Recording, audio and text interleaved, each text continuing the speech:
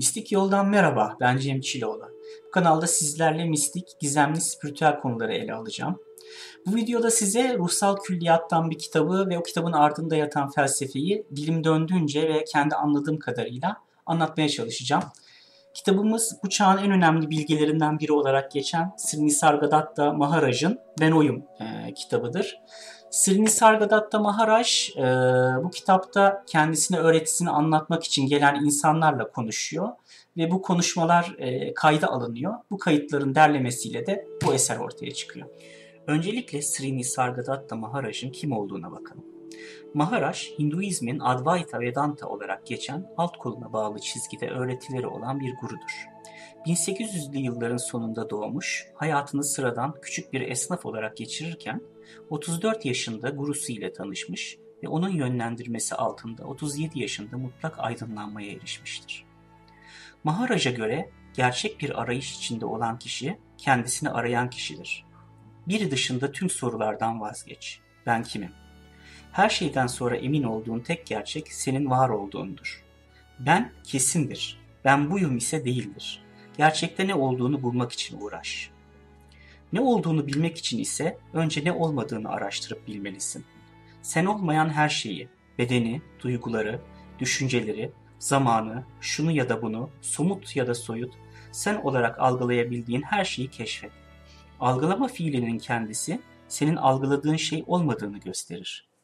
Akli düzeyde ancak negatif yani sen olmayan terimlerle tarif edilebildiğini nedenli açık ve kesin bir şekilde anlarsan arayışın o denli çabuk sona erer ve sınırsız varlık olduğunu idrak edersin. Maharaj öğretisinde ısrarla geçici olan ile olmayan arasındaki farkı vurgular.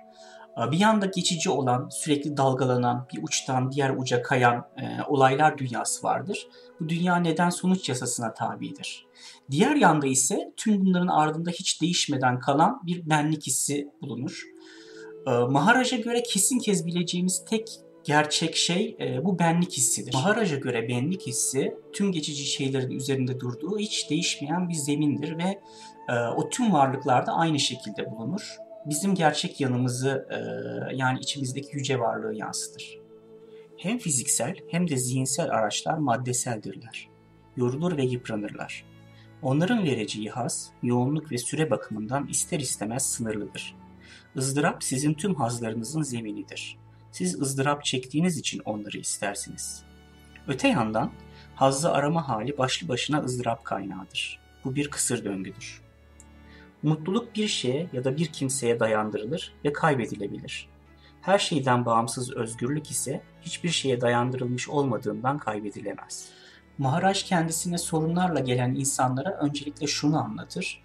Siz özünüzde geçici olan beden ve zihin değilsiniz. Ama sizin tüm sorunlarınız bedene, zihne ve duygulara aittir.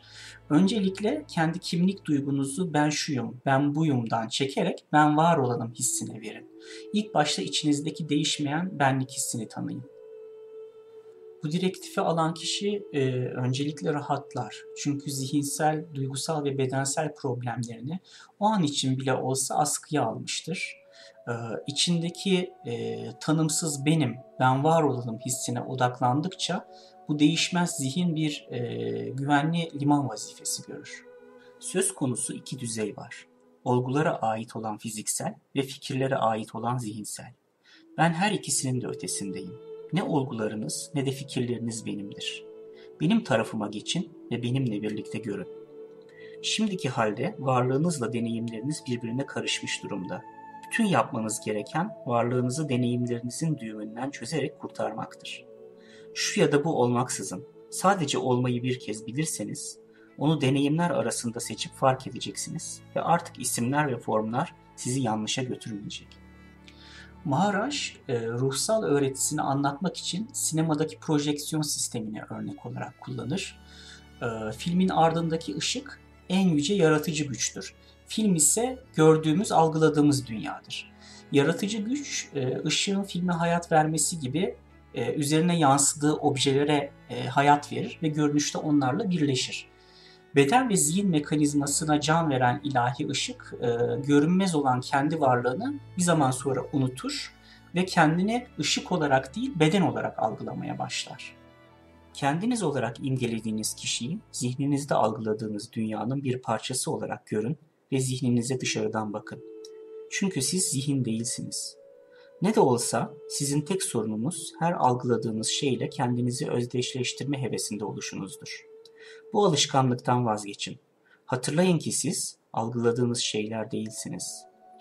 Uzak ve uyanık tavrınızın gücünü kullanın. Yaşayan her şeyde kendinizi görün. O zaman davranışlarınız görünüşünüzü ifade edecek. Bu dünyada kendinize ait bir şeyin bulunmadığını idrak ettiğinizde, onu dışarıdan sahnedeki bir oyunu veya perdedeki bir filmi izler gibi beğenerek, zevk alarak fakat asla etkilenmeden izlersiniz. Maharaj kendisine gelen insanlara şöyle çok basit bir pratik verir. Sadece sessizce oturup ben olma duygusuna dikkat etmelerini ister onlardan ve onlara şöyle bir uyarıda bulunur. Zihinde beliren hiçbir şey kendi öz varlığınız olamaz. Bu nedenle gelen hiçbir şeye takılmadan geriye sadece mutlak sessizlik kalacak şekilde benim duygusuna bakın.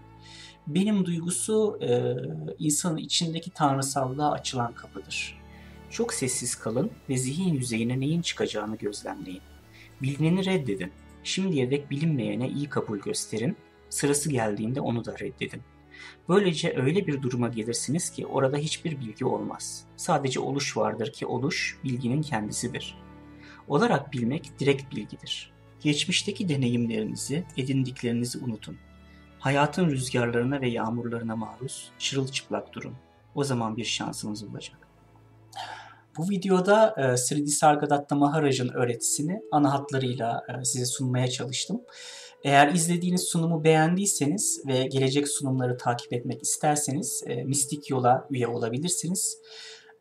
Önerilerinizi ve düşüncelerinizi yorumlar kısmına yazabilirsiniz. Sevgiler, saygılar, hoşça kalın.